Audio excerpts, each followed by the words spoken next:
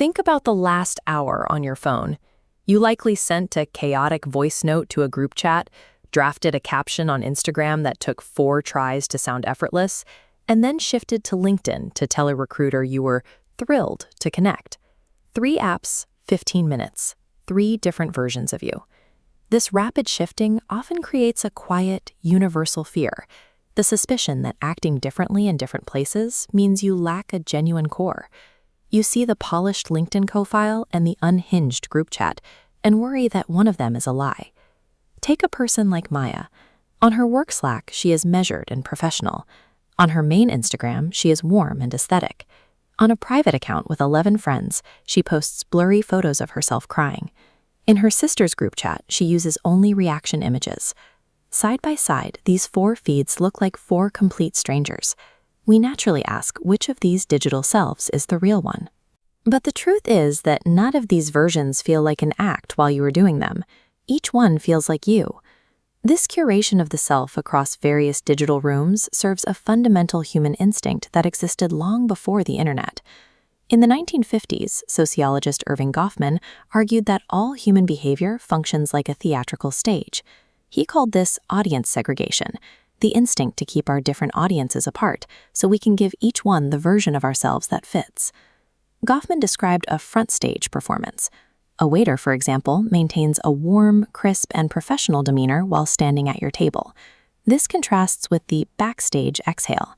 In the kitchen, that same waiter drops the performance entirely. Both are real, just in different rooms. For most of human history, shifting between these selves was effortless. Physical walls and geography naturally prevented our work people, our home people, and our social circles from ever mixing. A person could be devout and reverent on a Sunday morning, existing entirely within the specific social expectations of a church. That same person could be feral at the pub on Saturday night. These 2 selves never had to reconcile. They lived in separate rooms. Before the digital age, our multiple identities were protected by architecture. Every version of the self belonged to a specific room with a door that actually closed. When we moved our lives onto apps, those physical walls dissolved. Suddenly, every separate audience was crammed into a single flat space. Researchers analyzed millions of Facebook status updates to see what happens to our language when our boss, our mother, and our friends are all watching the same post. This chart shows how language changes as an audience becomes more complex. Users converged on one safe, neutral voice, stripping away nuance. As audiences grow, individuals also lean toward more positive language. Performing, thriving becomes the only safe sentiment to broadcast. This is context collapse. When the walls fall, you lose the safety of specificity. To survive the gaze of a massive, mixed crowd, you become the blandest possible version of yourself. If a flattened persona is the result of context collapse, then maintaining separate digital selves functions as the cure. Psychologists call this identity multiplicity. It is the strategic ability to pull forward the facet of your personality that fits a specific digital room. Different platforms pull these facets out of us on cue. LinkedIn coaxes out our ambition, Instagram rewards our aesthetic curation, and apps illuminate a faceted person.